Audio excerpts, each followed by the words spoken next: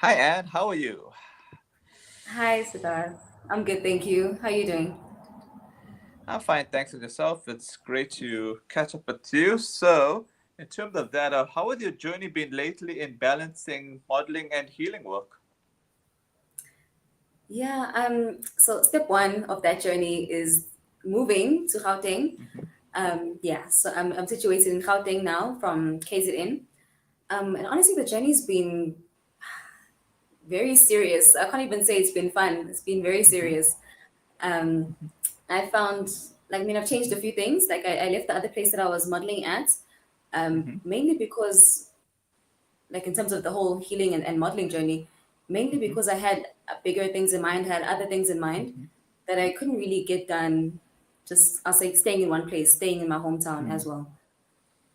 I know some people don't really agree with that because you can do mhm, things still in your hometown, and I have. mhm, I've just also found a lot more space, especially in my own mind. A lot more mhm. freedom to move and to act and stuff.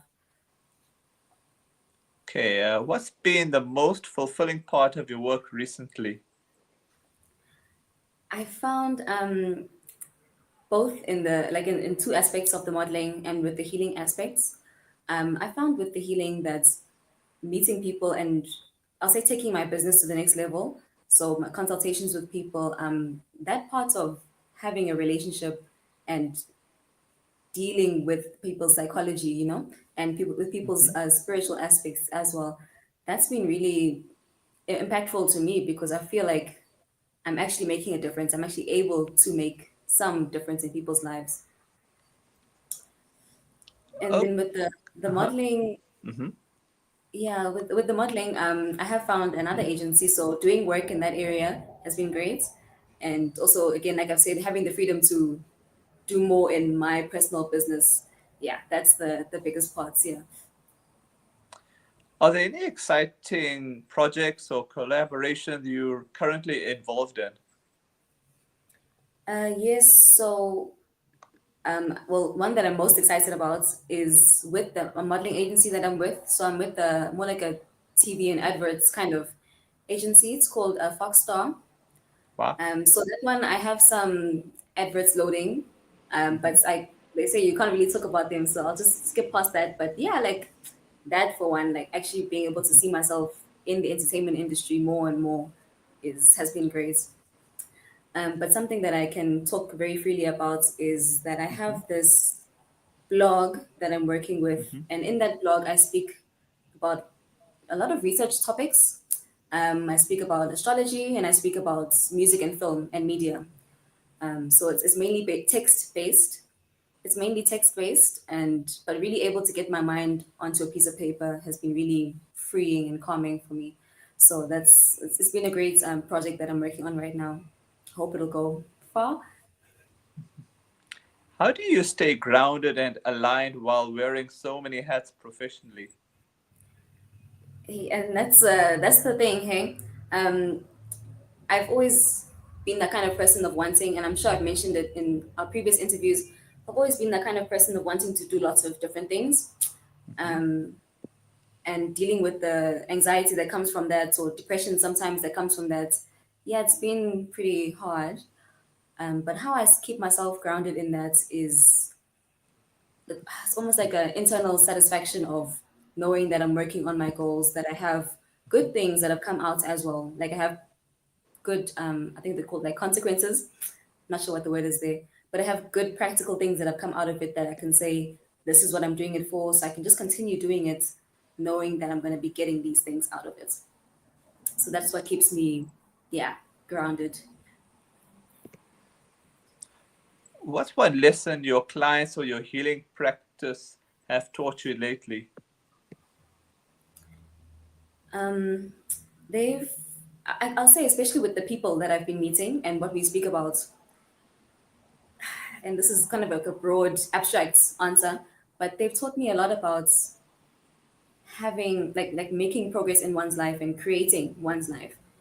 I almost used to think, I think I used to think that everybody's life was kind of just falling into place for them, no matter what age Mm, they were or how different or how similar they were to me. But it seemed like everybody else's lives were just coming together and going perfectly fine. But I realized that a lot of, well, everyone really, but a lot of people have really deep wishes, things that they haven't even yet come to.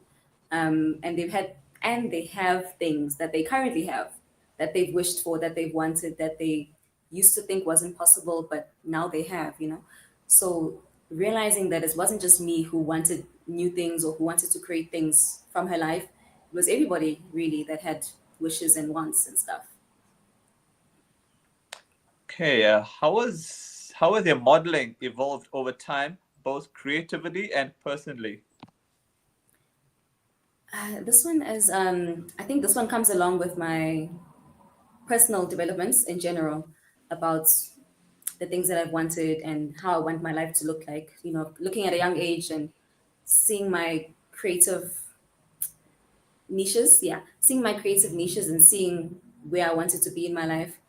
Um, I feel like my modeling has evolved from just clothes and fashion and art, I'll say, into more of who I am, you know, and what I want to see in my life or in the world. So I almost feel like I've evolved from wanting to do photos and, you know, clothing and stuff into being a model for people, like in some way, like modeling my life really. It almost reminds me of those like pageant modeling, where pageant modeling is not just still technique and clothing and dresses, but it's how you speak and what you want your life to come out as and how you want to have an impact on the world and stuff, you know? So yeah, it's actually, I'll say it's almost evolved into a more pageant like lifestyle. Yeah. What kind of impact are you hoping to make through your creative work right now? I do have one goal, especially on the top of my mind. But in general, my the impact that I like to make with my creative work is it's sharing the inside of my world, you know, outside. So, like I mentioned before, I like being a person that knows lots of things or does lots of things, or yeah, my mind is just very active in that way. So I don't want to seem like dear Makar, like too confused or having lots of things, but I want to really improve myself, challenge myself in terms of my skills and my hands, and what I create outside, out into the world. I mean, What's something people often misunderstand about the healing work you do? yeah, this one's also similar. I've also realized this with the people that I come across, but Mhm. I think people think that spiritual consulting is Mhm. just wishing for something Mhm. and then me saying yes or me saying no, you know. There's a lot more that goes into even counseling, psychological counseling. There's a lot more that goes into that work than just wanting things and hoping that you get it, you know. Hmm. It's a it's a really deep self-reflection. And that self-reflection isn't even just for fun either. That self-reflection is a tool that the other person must then use to take their life where they want to go. But by working with other people, by working with me, like one person, you don't, you know, consult to get what you want. You consult to take yourself and your skills and your life further. Yeah. Okay. How do you protect your energy while showing up so fully for others? Yeah. I think it's a similar situation with the grounding question, because Mhm. I feel like keeping myself, I'll say positive, keeping my mind positive, in the Hmm. positive space helps me to stay grounded in what I have to go through, like what I have to put my brain through and put my emotions through. At the same time, we do learn about that, you know, in the psychology space, about having to separate your work life and your personal life. Sometimes it's making sure that you're not in that room, you know, outside of the professional space, or making sure you're not wearing those clothes outside of the professional space. So there are a few techniques that I can use in terms of keeping myself, yeah, fresh again, emotionally, spiritually, mentally fresh again. Yeah. Okay, my final question to you: if you could pass on one message to your community today, what would it be? I I'd like to pass this like onto the almost like to a creative community. At the same time, we all have creative energy, so it's going to a very broad community. But what I like to pass on to that community is that slow progress is the best progress.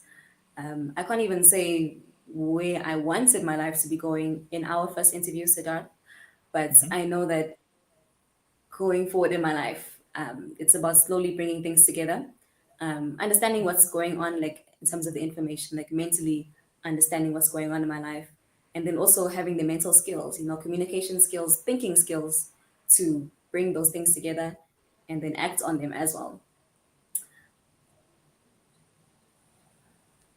Oh, okay. On that note, thanks so much for your time and hope to catch up again with you in the future. Yes, I do. I do hope so too. Thank you, Siddharth. Again, thank you. Welcome.